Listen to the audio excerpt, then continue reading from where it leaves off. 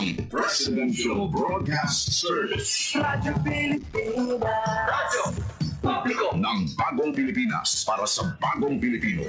Naghahatid ng mahahalagang balita at impormasyon na uugnay ng pamahalaan sa sambayanan. Tulay sa himpapawid ng serbisyo publiko. Radyo Pilipinas. Radyo Publiko.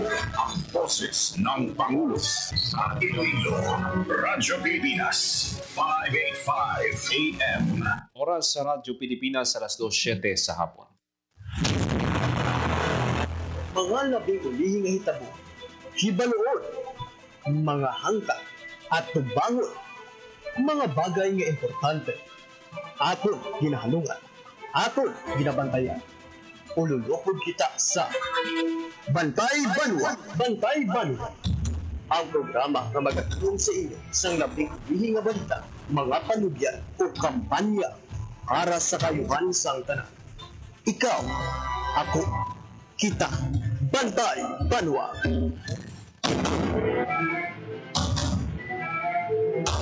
Mayong hapon Western Visayas, mayong hapon syudad kag probinsya sang Iloilo.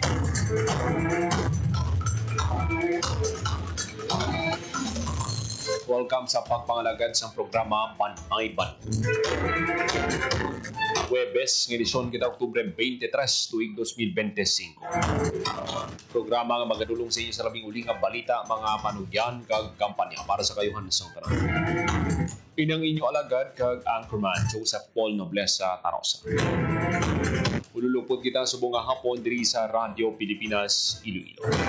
Sa aton nga mga balita nga patpaton subong hapon karon alas 3 tiwaton ang simultaneous earthquake kag tsunami drills sa Antique kag Iloilo.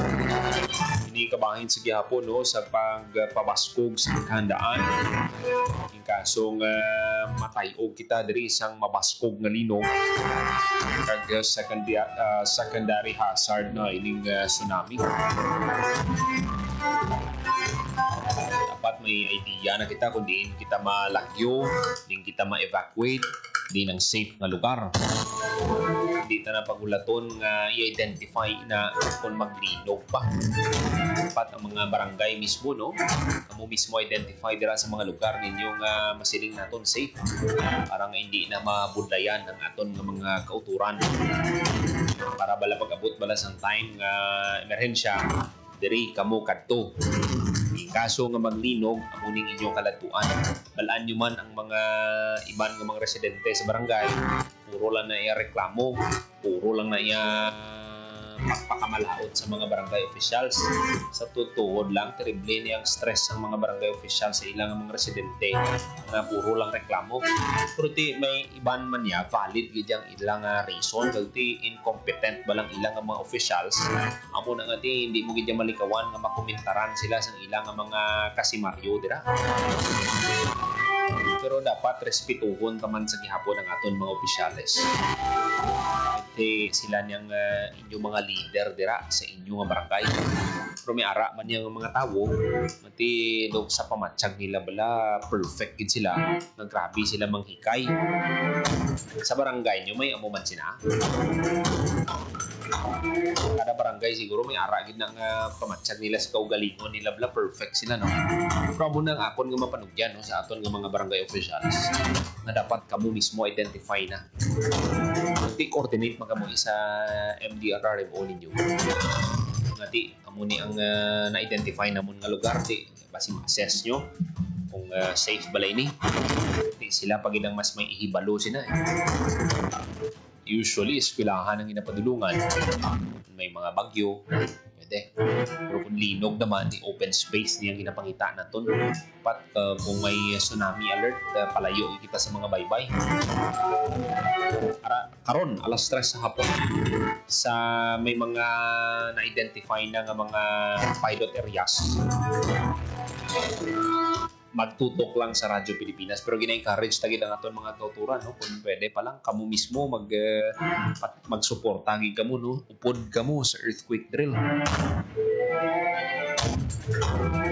Ina bangon makabulig ina sa inyo kung may matabo nga linog.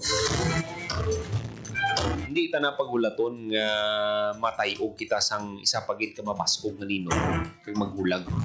Ututi ang mga pag-uyog to sa Cebu, kusog man ang agi diri sa aton. Kag kada adlaw may mga ma-record man nga pagtayog.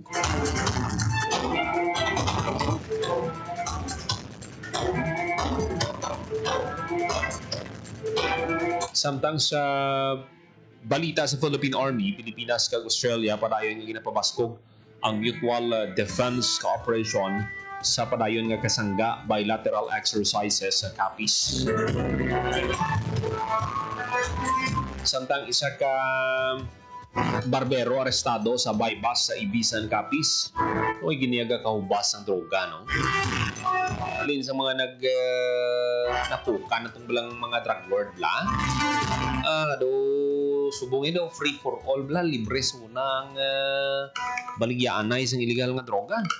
Damo na ganing kakaladakpan. Pero ang iban sini nag-plea bargain, balik naman sa pagbaligya sa illegal nga droga. Inabusuhan ang plea bargain. Hindi ginaya malikawan na lucrative nga daan business ang illegal nga droga. Suno sa Police Regional Office 6. Pero kita mismo dapat ma-realize na illegal ang pagbaligya sa illegal nga droga. Maabot ang tiyon, madakpan ka mo, kung hindi na kamo kagwa, inulsolgi ka mo. Paminsaran nyo lang ang inyong pamilya. Paminsaran nyo ang inyong mga kabataan na nagasaling sa inyo.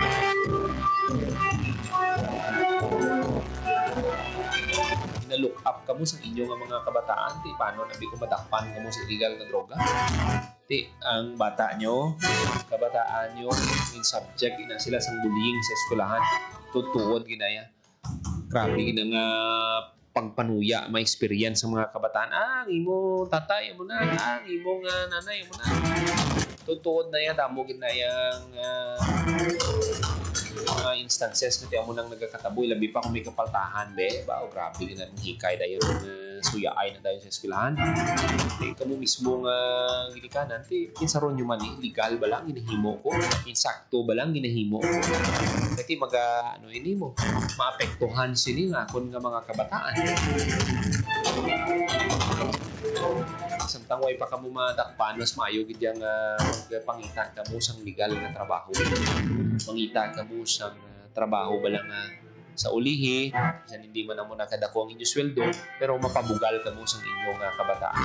Masiling inyong kabataan, simple lang si tatay, simple lang si nanay, hindi man kami manggaranod. Salamat kami kung makakaon kami 3 times a day. Pero ang ila sini nga pinangabudlayan, halin sa legal na paagi, legal na trabaho.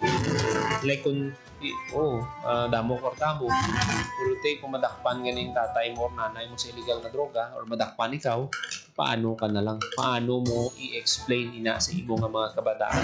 Kag pahilayo, basi nga sundon ka pa sa imo nga kabataan. Kag amo nang hindi naton gusto matabo. Dapat ikata ang cycle, ang problema sa illegal na droga sa aton mismo nga pamilya. Balan mo makapila ka beses nga may mga ma-interview kita sa problema nila sa illegal na droga. Pila ka tuig nila pila sila ka tuig nga nagasuffer. Pamilya gid nila ya mismo. Kaya ang ubod nila sa balay nga nadalman sa illegal nga droga. Dira na nagasulod nga gusto niya na maguntat. Pila ka bulan, naguntat siya. Tapos may peer pressure naman. Balik naman siya sa illegal nga droga. So, amo nang nagkakatabo. So, hindi natin gusto nga magpadayon. Amo na nga kung makita mo, ang mga kapulisan naton, ang Philippine Drug Enforcement Agency, may mga drug symposium na sila sa mga kabarangayan, sa mga eskwelahan.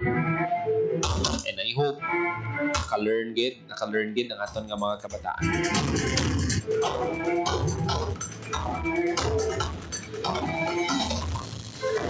Hindi ka mo magpa-pressure sa inyo nga mga barkada. Hindi pa ko ng mga barkada mo. Kag ang dapat gidya, pili ka gidya sang barkada mo nga maayong impluwensya sa imo.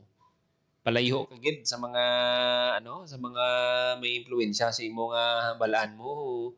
Hindi sakto ang padulungan mo, laylo ka na nga daan. base mo ng rason, hindi ka katapos sa imo nga pag-eskwela.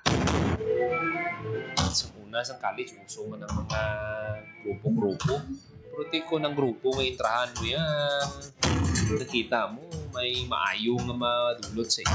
Una, bilion mo git ang imo nga mga grupo. Amo na ang dapat tagit nga lang tawon pag-abot sa illegal nga droga. Ano ba lang aton nga ginaupdan nga mga tao?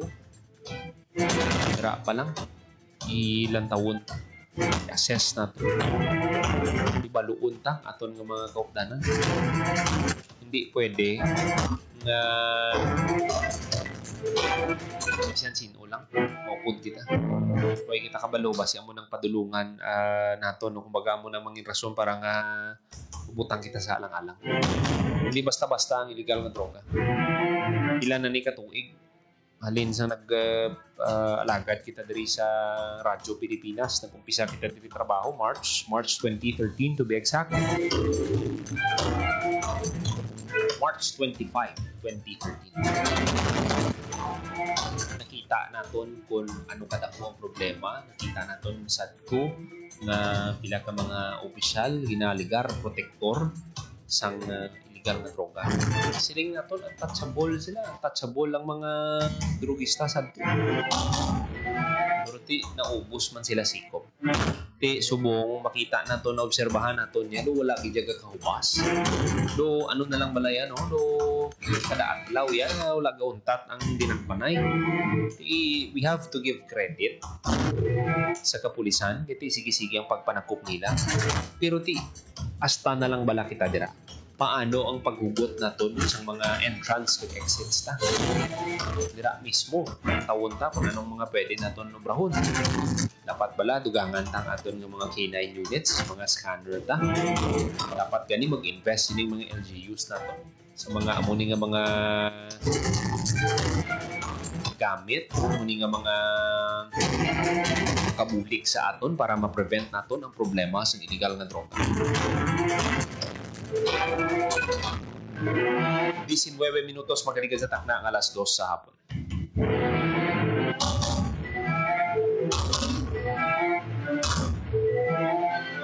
Samtang sa bahin naman sa probinsya sa Capiz, may 2,000 hygiene kits na ginhatag ang Office of Civil Defense sa mga residente sa probinsya sa Capiz na naapektuhan sa Bagyo Ramil. So, terrible man tong halit na gimbili ni Ramil. Huwag ito wala ito gina-expect sa mga taga-Rojas ang amutong klase isang baha. Lapot, dughan ang baha dito.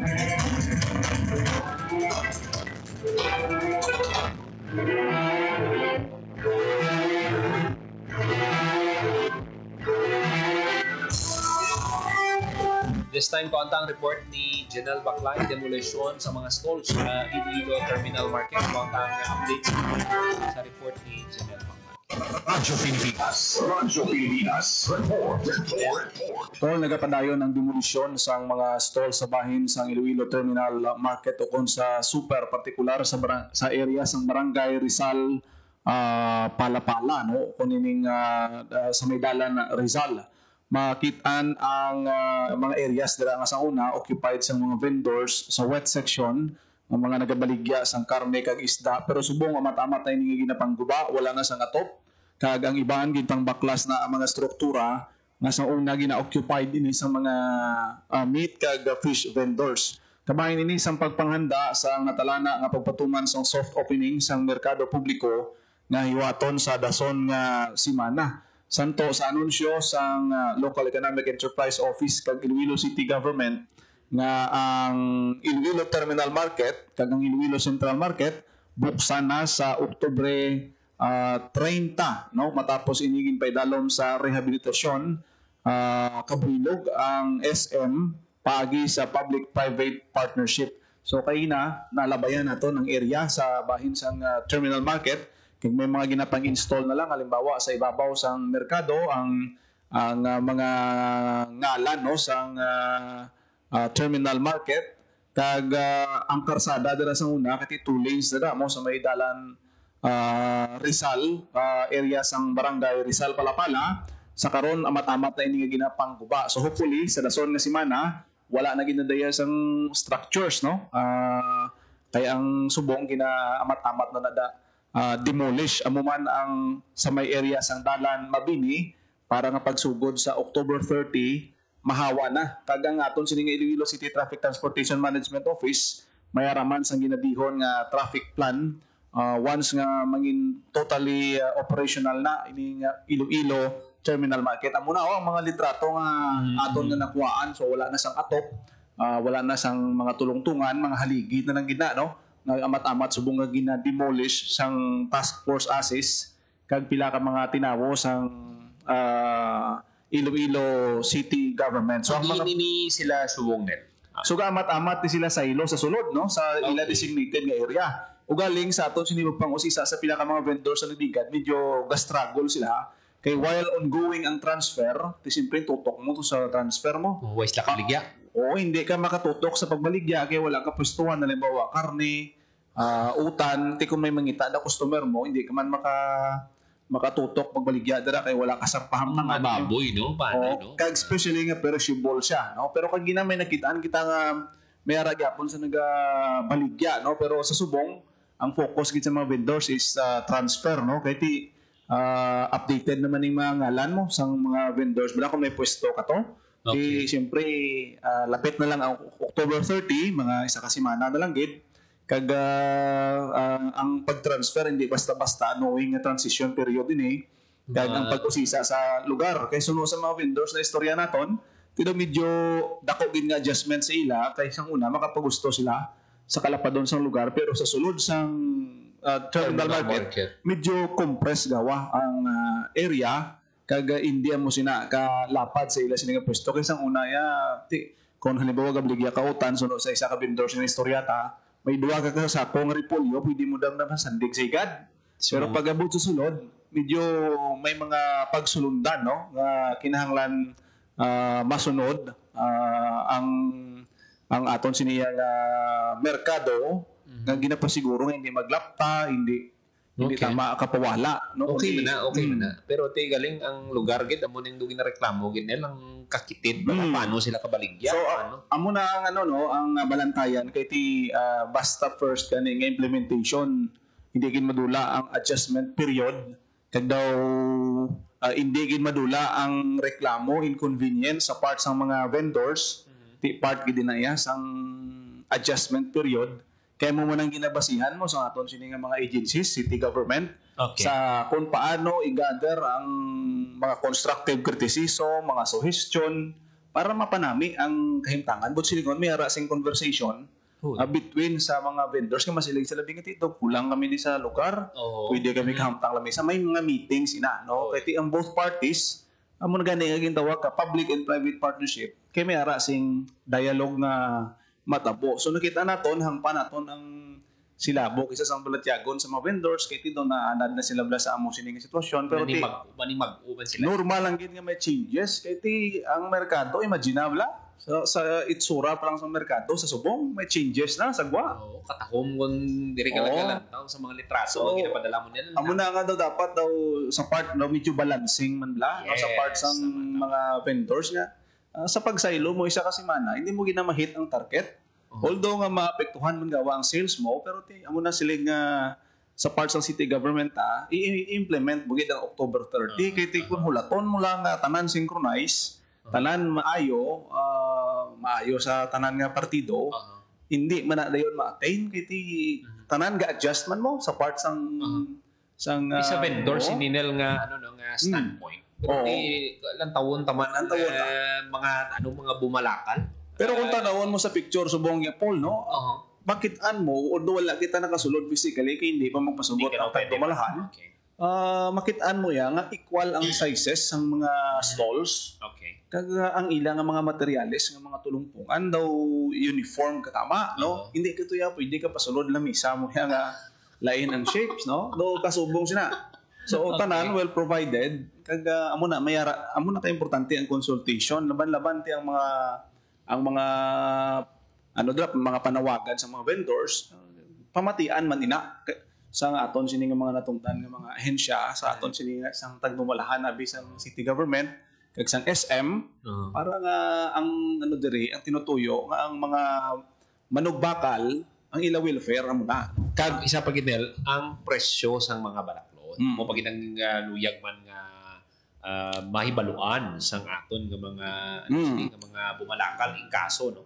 Nga ate latawon tayo na sa pagbukas sa October 30. So bantayan naton ang ina no kay ti amo na siling naton nga kung hindi mo na mahibaluan kung maumpisahan hindi mo mabalaan ang sitwasyon kung kumusta ang implementation sang siniyang mga markets naton. Okay. At doon nakitaan kita ton kung ano ang kinalain sang Sa transformation. Pero naka-istorya kita na sa mga vendors na pamangkot sila kay kisaga panyaga ta na. Ti ano ready na kamo? sa super or sa Central Market, Central, no? Mga halimbawa mga baligyautan, mga karinderya, kung ginakanaan ta dabla. Oo, napamangkot sila. May pwesto man kamuda. Sa itimiara man sila kuno pwesto. Pero daw wala sila sang kiti kung makadaanad ka na nga sa sitwasyon mo for 20 anyos nga baligya sa gwa. So do medyo may mga hesitation kag may mga ginakahadlokan, ginakahangawan man ng mga vendors kay ti magsiling sila mall ni ang amon baligya amo ni. Putos-putos kami maanoyhan mabuhi ang amon nga negosyo. So may mga kasubong sila nga mga feedbacks ang pila ka mga vendors pero hindi man gid sila nga totally nga makahambal sila nga ang iban ma-stop or mapabulos no, especially kung may ngalan ikaw dito may ngalan ka sa lista sa mga vendors kay ti priority gina sila ya kung may pwesto ko sa una may ara ka gid sang ngalan kag hindi na pwede nga mahatag sa iban. Okay. Nel, madamogit ko salamat. Amo ning madulong naton nga report para sa Bagong Pilipinas, General Baclay, Radyo Pilipinas, Radyo Publiko. Radyo Pilipinas. Radyo Publiko. Radyo Pilipinas. Pero ginalook forward ini Nel no sa aton nga mga kauturan nga pamakal dira no dira sila nagabakal sang ilang nga mga kinahanglan sa Iloilo Terminal Market nga magabukas sa Oktubre 30. Radyo Pilipinas. Radyo Publiko. Radyo Pilipinas. Dungan ini sila Iloilo Terminal Market ug Iloilo Central Market dungan nga magabukas soft opening ini no sa October 30. Radyo Pilipinas. This week na. Sana lang gid kasi mana. Pilipinas. Kuya gusto ko gid paano ayhan mamatsoy ka to no nga do alam mall lang plastada bla. Radyo Pilipinas. Radyo Mamakal ka to sang mga masaya na mga sinubang nga isda pang sumbahon talaba aba. Radyo Pamangkot sina ang talaba pwede ayhan Publiko. Radyo Pilipinas. So muna no ako ya bilang isa ka bumalakal gusto ko matanaw lantawon taman no kung ano ang sitwasyon dira o ang kay Rawit pagid ang litsonan anong matabo sina kay siyempre sikat nga daan ang litson ni Rawit damo gid ang nagapangita Radyo mga batsuyan gid Radyo sila ka batsuyan nga daan ang nagapasta dira sa Central Market. Radyo Pilipinas. Pero galing kitang ginareklamo sa pinaka-vendors nga gamay. So, tawon naman ina, no? Kasi why pa man kita mapahanukutan nga makasulod. Ano pa lang, no? Ang mga litrato pa lang from city government ang nakita ta. So, tawon ta kung anong sitwasyon nila once nga magbukas na sa Oktubre 30. Radyo Pilipinas. Radyo Publiko. Radyo Pilipinas. 31 minutos magaligad sa takna alas 2 sa hapon. Tamiyaw tagit sa mayong hapon ang mga amigo no suki nga tagpalamati si Migo Austin Montaño nagatutok sa Leyte. MVP na ni sa liga nila mo. Si Migo Patrick naman no, sa Metro Manila nagatutok man sa ato sa mga nagatutok sa ila radio 585 Gilbert sagit kamayad-ayad nga hapon sa inyo ay pang para ka mo sa mga iyong kahimtangan sa aton nga pagbalik dugang ang mga balita aton nga patpaton sa pagbalik sa programa Bantay Dong, uy, may safety tips for you. Pwedeng para sa lindol, pero pwede rin pang love life mo. Number 1, iwasan maglagay ng mga babasagin sa mataas na lugar para iwas ma-fall kapag may malakas na lindol. Number 2, make sure na alam ng lahat ang emergency exit para makalabas agad pag ayaw mo na. Kapag tapos na ang lindol. And number 3, speaking of exit, dapat may label. Mahirap kasi kapag walang label. Ang fire exit, fire extinguisher at iba pang emergency equipment.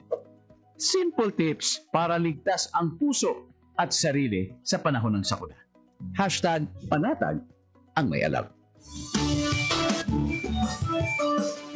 Maging panatag, Pilipinas.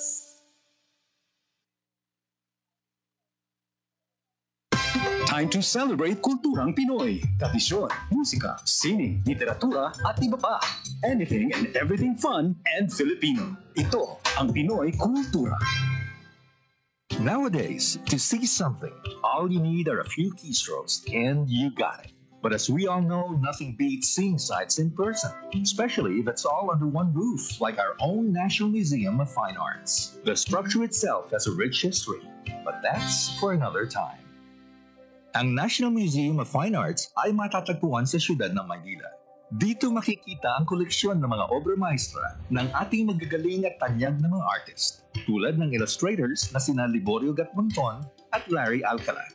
Naroroon din ang mga larawan na kuha ng iba't ibang magagaling na Pilipinong photographers. And of course, the treasured works of legendary artists like the Stolarium and the Parisian Life by Juan Luna, La Iglesia contra el Estado ni Felix Hidalgo, The Filipino Struggles Through History ni Botong Francisco, Mga Manok and Farmers, both by Vicente Manansala, and so many more.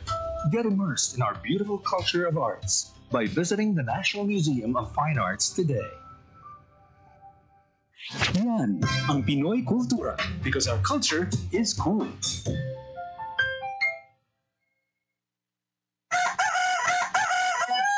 Nay, anong oras na? Oras ng gumising, anak. Dudong, tabi mo. Nay, anong oras na? Oras na mag-aahon tayo rito sa palayan. Nay, anong oras na? Oras ng tumaas-taas naman ang sahod ko. Nay, anong oras na? Oras na para sa pantay na sweldo, teknolohiya, titulo, suporta para sa kababaihang magsasaka. Ang mensaheng ito ay hatid sa inyo ng Philippine Broadcasting Service at ISIS International Manila. Time to celebrate kulturang Pinoy. Tradisyon, musika, sining, literatura, at iba pa. Anything and everything fun and Filipino. Ito ang Pinoy Kultura. If there's anything that could describe the Filipino, it's that he loves to eat, which may not be exclusive to the race, but is especially unique because of his ingenuity and creativity when it comes to making food that's not only delicious but affordable. Ika nga swak sa bulsa at panlasa. And in the case of street food, adventurous. Street food in the Philippines has especially become a fast-growing industry. The more popular ones, ang pinakamabenta, are known to its consumers by their unusual names, tulad ng Adidas, Walkman at Betamax. Sigurado akong na-experience na ng panlasa mo ang panang manok, tayo ng baboy and clotted pig or chicken blood na para bang maliliit na blood cakes, named after what movies used to be watched on, or ang Betamax. Nikay de Guzman and Esquire says in the 50s, livestock was plentiful. Street food sold were the more expensive cuts, chicken or pork barbecue. But when the economic crisis hit in the 70s, Pinoys looked to the parts that normally get thrown out, like intestines and innards. These suddenly became valuable and reinforced the Filipino practice, walang tapon, walang sayang. That in turn brought out the isaw, a word that came from sausawan, where you dip the isaw. But that's just three of a variety of street food. There's even a day-old chick boiled or fried, and these days, chicken skin, found more often near bus stops, markets, or workplaces where an ordinary person can grab a quick snack for less than 10 pesos. Ano man ito, banana cue, kamote cue, turon man, kwek-kwek, or tukneneng. In these times of frugality and austerity, laman-tiyan siya ng Pilipino at ng kanyang kultura. Yan ang Pinoy Kultura, because our culture is cool. Time to celebrate kulturang Pinoy. Tradisyon, musika, sining, literatura, at iba pa. Anything and everything fun and Filipino. Ito ang Pinoy Kultura. Iba ang musikang Pilipino, or more popularly known as OPM. May OPM na makabago. May OPM na makaluma. Dal mo sana May OPM na rock. May OPM na rap. You know, last night, yo, it was the best. May OPM na mabagal.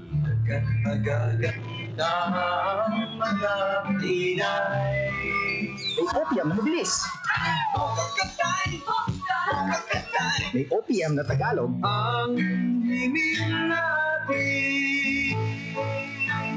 May OPM na English. Bahagi ng ating kultura, noon, ngayon, at magpakailanman.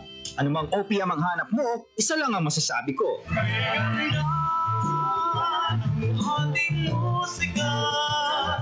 Yan ang Pinoy kultura because our culture is cool. Sana'y tinaki ng mga magulang kong maipanganak akong malusog. Kumain si nanay ng may sustansyang vitamin A panlaban sa infeksyon. Para din sa mata, balat, bumbunan at mga buto. Iron, pampabuhay ng dugo at muscles. Iodine, pang-iwas sa komplikasyon at pagiging abnormal. Importante din ang check-up kay doktor. Kasi healthy nanay, ganda buhay.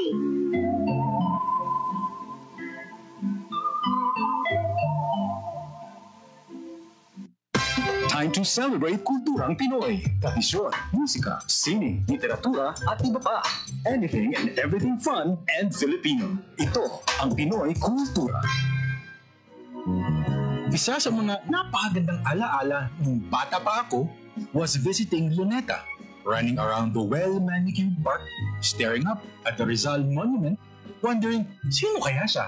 At bakit may memorial siya? Yung higanteng relo. Aba, I made sure to pull my parents so I could stare at the floor clock. I couldn't even read the time then, pero tuwang-tuwa pa din ako. At eto ang mas nakakatuwa sa Luneta, we didn't really need money to enjoy the park. It was for free. Namamasyal pa sa Luneta na walang Yan ang Pinoy kultura because our culture is cool.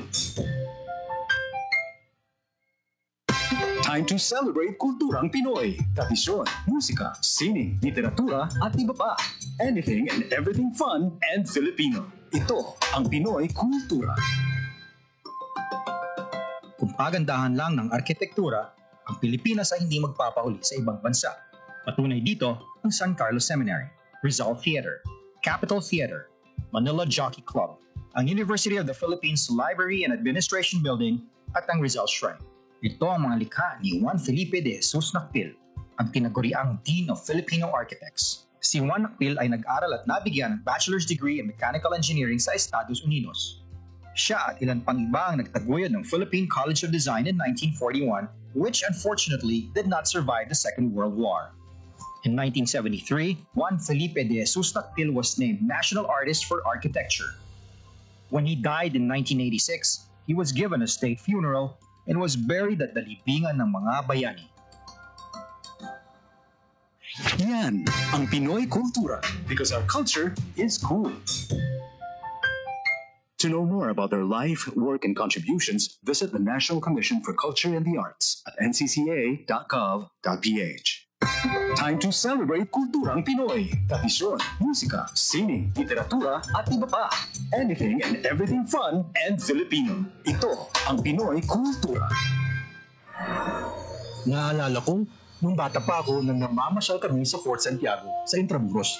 Ito ay ginawa noong 1571 bilang kuta o fortress ng Spanish governor na si Miguel Lopez de Legazpi. Isa ito sa mga napaka-importanteng historical sites sa Maynila. Marami ang nagbuwis ng buhay dito noong kapanahunan ng mga Kastila at noong World War II nang ginamit ito ng mga Hapon bilang kulungan ng mga Pilipino at Amerikanong kanilang nahuli. Ang ating national hero na si Jose Rizal ay nakulong din sa Fort Santiago bago siya naging martir sa Bagong Bayan. Ang Fort Santiago ay sinimulang i-restore noong 1953 pagkatapos nitong magtamo ng pagkasira noong Second World War. Ang Fort Santiago ay gawa sa bato na galing sa bulkan na tinipag sa present-day Guadalupe Viejo sa Makati. Ngayon, ito ay naglalaman ng iba't ibang memorabilia ni Jose Rizal at isang napakagandang ng pasyalan ng buong pamilya. Tara na at ating dalawin. Yan ang Pinoy kultura because our culture is cool.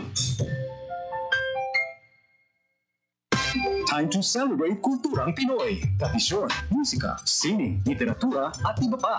Anything and everything fun and Filipino. Ito ang Pinoy kultura.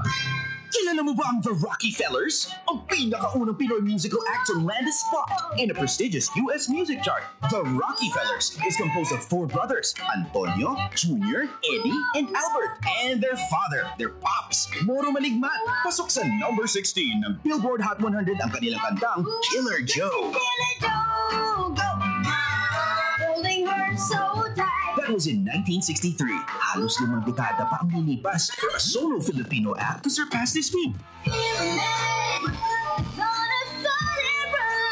This is when Charis Pempenco's self-titled album debuted at number 8 on Billboard's Top 200 albums. Yan ang Pinoy kultura because our culture is cool. Time to celebrate kulturang Pinoy. Tradisyon, musika, sining, literatura, at iba pa. Anything and everything fun and Filipino. Ito ang Pinoy kultura. May nagwawala sa labas? No, that's actually something I haven't heard for the longest time. That's someone trying to run for home in Shatong. Shatong? Ano yan? It's a Filipino game na nilalaro namin noon when gadgets and laptops weren't the thing yet. It's quite fun. Di nga, paano siya nilalaro? Well, Shatong is a Filipino traditional game that makes use of two rattan sticks, one long and the other short. The longer stick serves as the bat, while the shorter one serves as the hit. Like baseball, it has two teams. So there's a pitcher since parang baseball siya? Walang pitcher though kasi the one who will hit is the one who serves, and the other team will be scattered around the makeshift field, which normally would just be the street outside the house or a basketball court. But just like baseball made 3 marked bases that the hitter has to run through all the way to home base while shouting, Shatong! Yeah, shouting Shatong is a fun part, and it's what you just heard earlier. Yay! Parang gusto ko itry ang Shatong na yan ah. Tara, sali tayo sa kanila. Shatong! Namimiss niyo ba ang traditional games ng Pinoy? Relive and play them again with your children so they can experience what you did back then. Bond as a family with our much-loved Pinoy games. Yan ang Pinoy kultura because our culture is cool. 44 minutos magkaligid sa takdang alas 2 sa hapon. Padayon kamo nga nagapamati diri sa gyapon sa programa Bantay Banwa. Radyo Pilipinas. Radyo Publiko. Radyo Pilipinas. Ang Philippines-Australia Army-to-Army exercise ukon kasangga 2025-02 nagapadayon sa probinsya sang Capiz as troops from 3rd Infantry Division kag Australian Defence Force engage in a series of joint kag combined military trainings nga nagatuyo nga pabaskugo ng interoperability kag tactical proficiency. Ang bilateral exercises nag-umpisa sa October 8 include a wide array of specialized training modules na nakipan sa mortar gunnery, combat stress and medical response, kag drone operations, personnel search and casualty collection point set up, kag coastal defense maneuvers na inakipan sa small boat insertion kag extraction. These exercises are designed to simulate real-world scenarios na ma-improve ang readiness ng duwa ka forces in responding to regional security challenges. Suno kay Major General Michael G. Samson, ang commander ng 3rd Infantry Division, yung tagaan ng talupangot siniyang strategic importance ng kasangga exercises in fostering regional stability and strengthening military cooperation. Ang ini nga training is not just about tactics and firepower. Kabahin man diri ang pagsalig kag paghangup sang tagsa-tagsa sa ilang kapabilidad kag dungan man nga magpreparar no for any contingency that may arise. Ang kasangga 2025-02 exercises are expected to run for 31 days involving hundreds of personnel from both nations. Ang program is a part of a broader defense cooperation initiative sa tungasang Philippines kag Australia aimed at enhancing mutual defense capabilities and promoting peace and security sa Indo-Pacific region. As the bilateral exercises progress, both forces continue to demonstrate a shared commitment to excellence, resilience, and partnership, affirming a strong and enduring alliance. So kanami gin no sa sining training exercises no sa Kasangga 2025-02 sa Capiz. Nagapati kita nga damo gid sa matun-an ang 3rd Infantry Division sa Australian Defence Force.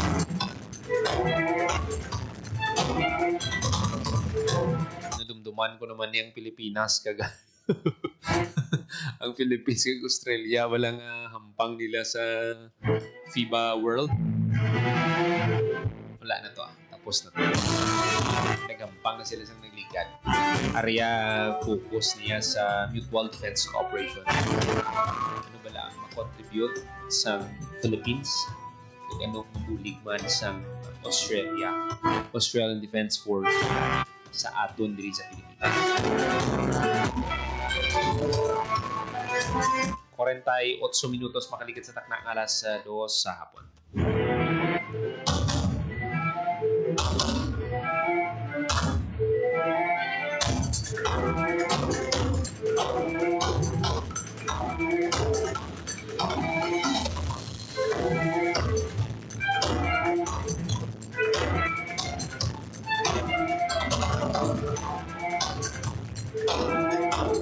Sa nasiling na nato no subong sa dili madugay mag-umpisa ang earthquake kag tsunami drills.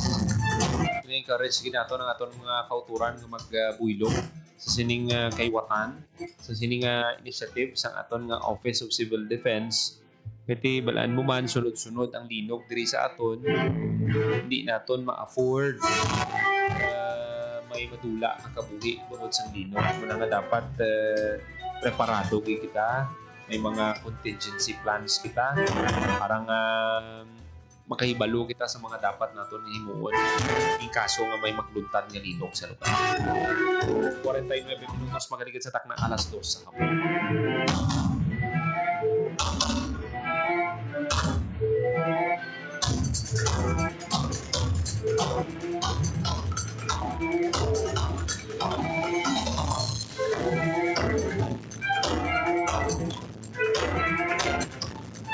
Mga kabinan sa probinsya sang Guimaras, may gina-launch ang provincial government. Amo ni ang Kabataan First Online Job Portal.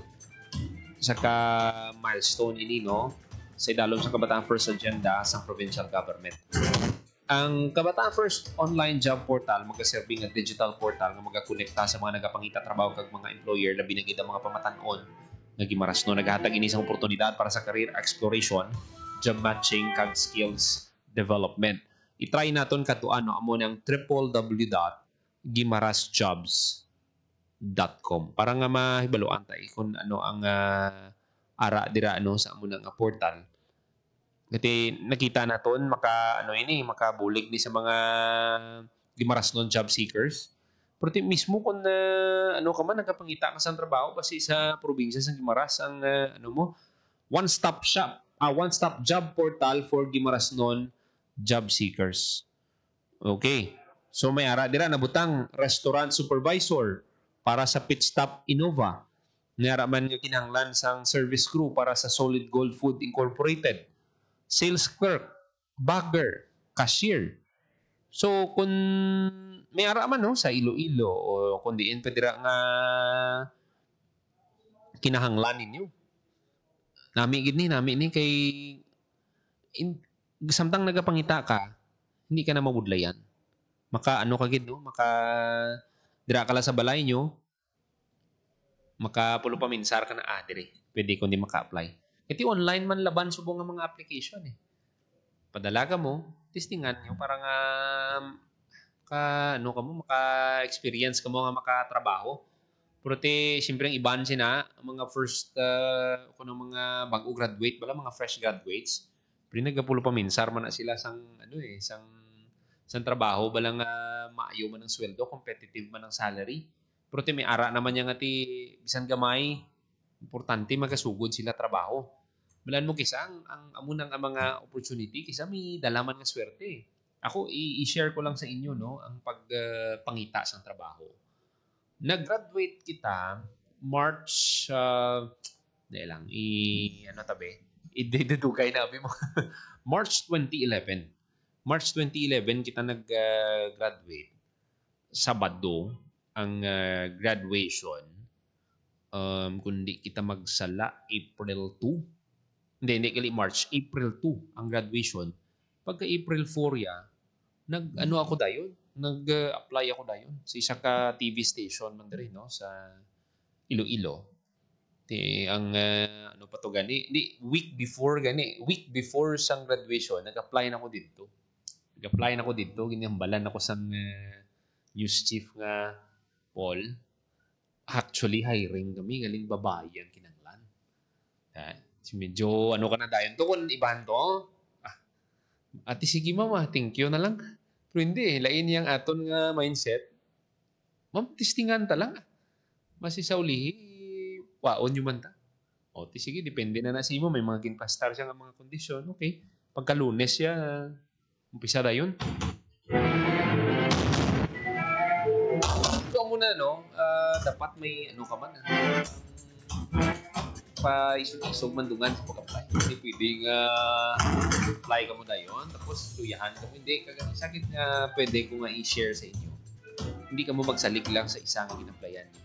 Kaya nga, kasi nag-apply ka isa, tapos nagulat ka to, wala ka bulan. Nga lang, ay doon ay gitaw. Anay kung damo ka, let's say, pa-print ka na, pulo ka resume print mo, kag pang-applyan mo. Kag, natulat ka na sa balay mo kasi una matawag sa iyo. Pa-start nila kung saan yung schedule mo for interview. Ano ka ma-apply. Hindi nga isa lang. Sigurado na yan. Kasi ma-samsaman ka. Pero di may ara man niya may mga pangilala ka. Di lang yung mga istorya. Makabulig man nila sa kapin pang ito kung may mga abilidad kapag ako man nila kabulig. May mga kilala. Lain pag hindi ako may padrino, kati aray at lain naman na yung storya. Pero lain namin feeling makasulod ka sa trabaho na wala ka siyang backer, wala siyang may nagamaninoy sa imo. Kumbagaya, hindi mo kitatanan nga pag mga bulay, makasulod ka lang. Lain abin feeling siya na.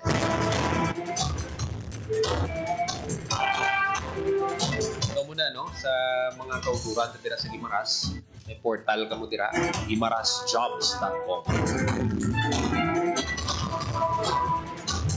Di sa mga kauturan na tira sa Gimaras, hindi na mapuglayan sa pagpangita sa trabaho. Kaya hindi lang ang opening sa Gimaras, ang gina-post tira. May araga diri nakita naton na ang job opening sa Iloilo. Pwede dito mo ka-apply. Pinang mga bago-graduate. Hindi nyo pag ang isa nga dapat ninyong obrahon. Imagine mag-graduate ka mo subong graduation nyo. Week before or 2 weeks before, nga pamatsak mo, sigurado ka na din makagraduate. Matamat ka na pang-apply. Para mag-apply sa graduation, yan, ito naman ang call sa imo. May pwede ka na applyan. Call center kita, bukit sa opportunity. So, unang week, nag-expect na makasulod ako dira. Duway gid sa plano. Kasi may mga may mga hitabo para sa mga di kinanglan ko gid magtrabaho.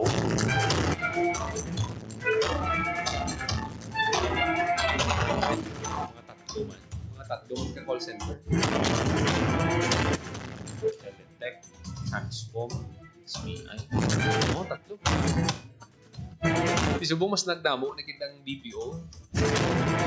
Hindi namin ng sweldo. 56 minutos makaligid sa taknang alas 2 sa hapon. Ang iban pakit ng mga balita patpaton nito sa masunod edisyon sa programa Pantayman. Pinapasalamatan ang ating mga kabdanan sa technical side sa studio Engineer Roy Dumigay Pang, sa transmitter Sir Jeffrey para sa Bagong Pilipinas, Joseph Paul Noblesa, Tarosa, Radio Pilipinas, Radio Publiko. Ang inyong tulay sa himpapawid ng serbisyo publiko, ang Presidential Broadcast Service, Radyo